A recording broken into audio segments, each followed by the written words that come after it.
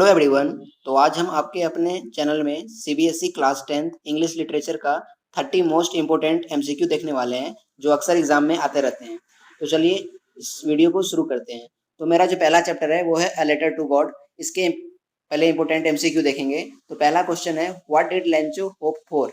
Option है a good सार of A rain for his crop, a new motorcycle, a tractor, non of the above. तो इसका जो right answer है वो है ए। सेकेंड क्वेश्चन है, व्हाई वाज लेंचो सेटिस्फाइड? ठीक है, तो इसका जो ऑप्शन है वो है on seeing a new tractor in his field, on seeing a new buffalo, on seeing the field of ripe corn with flowers, और ऑप्शन डी है नन ऑफ द अबव। तो इसका जो राइट आंसर है वो है ऑप्शन सी। ठीक है, क्वेश्चन नंबर 3 देखें, why did Lencho need money? Option है to buy a tractor, to save his family from hunger, to buy a new phone, to buy a buffalo. तो इसका जो राइट आंसर है वो है B, to save his family from hunger. Question number 4 देखें, तो what did the post master do then? Option है he decided to collect the money and send it to Lencho. Option number B he threw away the letter. Option C he decided to beat Lencho to teach him a lesson. Option D he give it to other postmaster. इसका जो right answer है वो है ए। Question number 5 देखें, तो who read the letter sent by Lencho? Option है his wife, the postmaster, one of the farmer, the god. इसका जो राइट आंसर है वो है B, the postmaster. Question number 6 देखें, why is the narrator tempted to keep Tricky as a permanent guest? Option है because he loved Tricky. Option number B he thought Mrs. Pumphrey would not take good care of Tricky. Option C they would lose all luxuries like eggs, wine and brandy. And option D none of the above. तो इसका जो right answer है वो है सी, they would lose all luxuries like eggs, wine and brandy.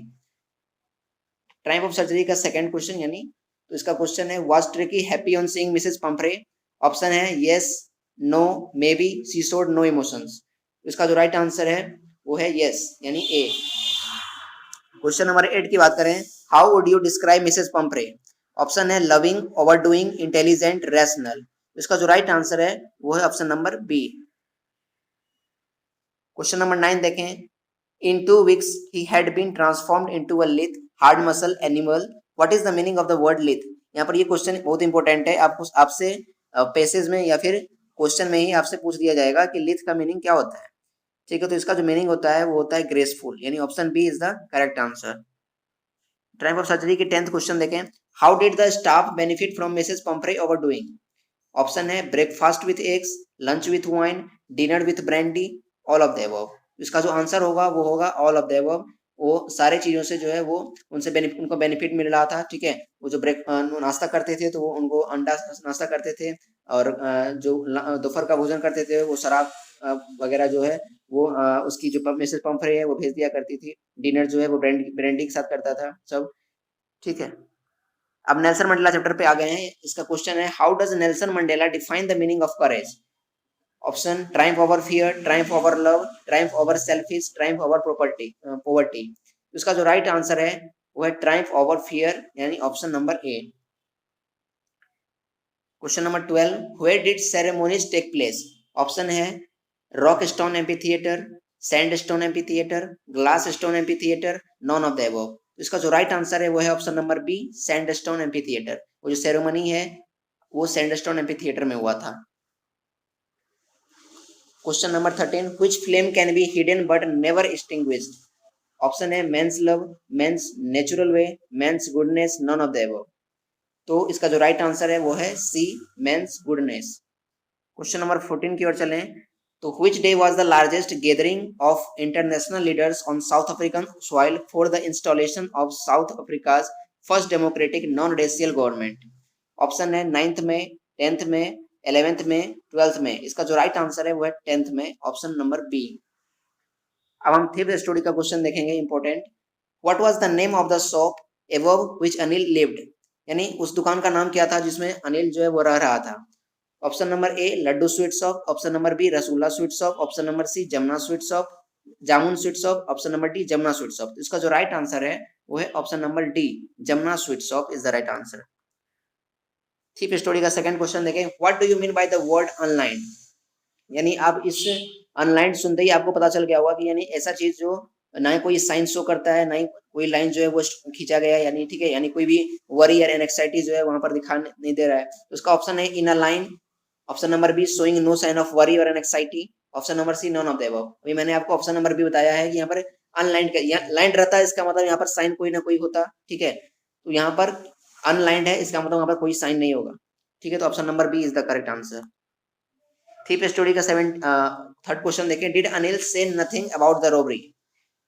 Option number A yes, option number B no, option number C maybe, option number D none of the above. इसका जो right answer है वो है no, क्योंकि जो अनिल है उसको पता रहता है जो हरी सिंह ने चोरी किया है, लेकिन फिर भी वो चुपचाप रहता है, ठीक है।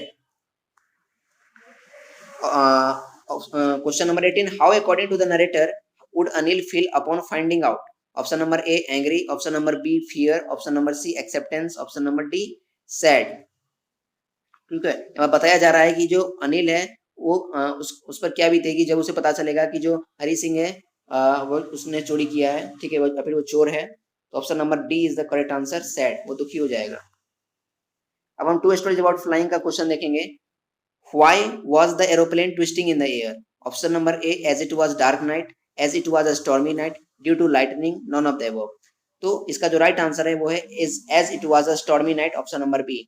जो वहां पर ट्विस्ट क्यों कर रहा था, क्योंकि वहां पर वो अंधेरा सा छा गया था चारों तरफ, उसे कुछ दिखाई नहीं दे रहा था, जिसकी वजह से जो है वो एरोप्लेन जो ट्विस्ट हो रहा था। Question number 20, what was the purpose behind calling Paris control? ठीक है, क्या पर्पस था यानी पेरिस कंट्रोल को बुलाने का? तो option number A to know about air traffic, to know the direction of the route, to know the details about landing, none of the above. इसका जो राइट आंसर है वो है to know the direction of the route. Question number 21, why was the seagull exhausted? Option number A due to running fast, option number B due to strange exercise, due to carrying, none of the above. इसका जो right answer है वो है due to strange exercise, option number B. 22 number question देखें, what was the seagull afraid of? ठीक है, seagull जो है किसी से डरती थी। Option number A running, option number B swimming, option number C flying, option number D none of the above. इसका जो राइट आंसर है वो है फ्लाइंग, वो उड़ने से डरती थी। Option number 23, question number 23, what was the subject on which she had to write? ठीक है, यानी जो एन फ्रैंक है, यानी एन फ्रैंक चैप्टर से ये क्वेश्चन है कि एन फ्रैंक को वहां पर कौन सा चीजों पर सब्जेक्ट जो है वहां पर लिखने के लिए दिया गया था, ठीक है। तो option A necessity of walking, necessity of running, necessity of talking, necessity of studying, necessity of talking. इसका जो राइट आंसर होगा वो नेसेसिटी ऑफ टॉकिंग होगा, ऑप्शन नंबर सी, क्योंकि वो बात ज्यादा करती थी, इसलिए उसे जो है पनिशमेंट दिया गया था लिखने के लिए। Question number 24, what was topic of the essay written by Anne? यानी जो एन को टॉपिक दिया गया था लिखने के लिए, वो उस टॉपिक का नाम क्या था? तो ऑप्शन है my diary, a chatterbox, a letter box, none of the above. इसका जो राइट आंसर है वो है option number B, a chatterbox पर उसे लिखने के लिए कहा गया था। From the diary of Anne Frank का क्वेश्चन देखें, 25, how does the Anne explain his father? वो अपने पापा को किस तरह से एक्सप्लेन करती है? तो most adorable father, most angry father, most delicate father, none of the above. इसका जो राइट आंसर है वो है most adorable father. Question number 26, who is Anne's long awaited friend? यानी एन की जो है वो सबसे जो आसपास की जो दोस्त है, यानी अपने वो उसकी कोई दोस्त नहीं रहती है, उसका जो दोस्त है वो कौन है?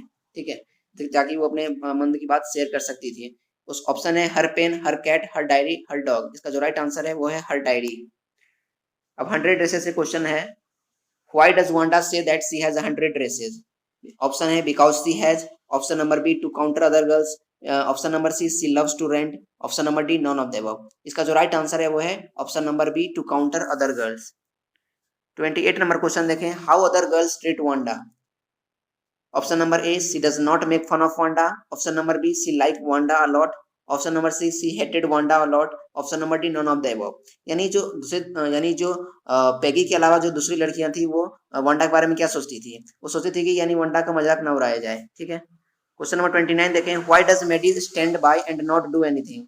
यानी मेडी क्यों खड़ी रही लेकिन उसने जो वांडा है उसकी मदद नहीं की, ठीक है, उसको उसने मजाक उड़ने से क्यों नहीं बचाया? Option number A because she was herself victim, because she does not have courage, because she does not want to, none of the above. इसका जो राइट आंसर है वो है option number B, because she does not have courage. उसके पास इतना हिम्मत नहीं था ताकि उससे जाके पेगी को बोल सके। लास्ट क्वेश्चन देखेंगे 30, who secretly disliked how Wanda was being treated? Option A Peggy, Cecile, Maddie, Jack. इसका राइट आंसर है वो है मेडी। मेडी नहीं चाहती थी कि वांडा का मजाक उड़े, ठीक है। तो आई होप कि आपको ये 30 मोस्ट इंपोर्टेंट एमसीक्यू आपको समझ में आ गया होगा। आप इस 30 मोस्ट इंपोर्टेंट एमसीक्यू को प्रैक्टिस कर सकते हैं, और अगर आपको किसी भी चीज़ की वीडियो की ज़रूरत है, ठीक है, इंपोर्टेंट क्वेश्चन से रिलेटेड, आप हमें कमेंट कर सकते हैं, हम आपके लिए जल्द से जल्द वीडियो ला देंगे। तो मिलते हैं आपके साथ नेक्स्ट वीडियो में, तब तक के लिए बाय।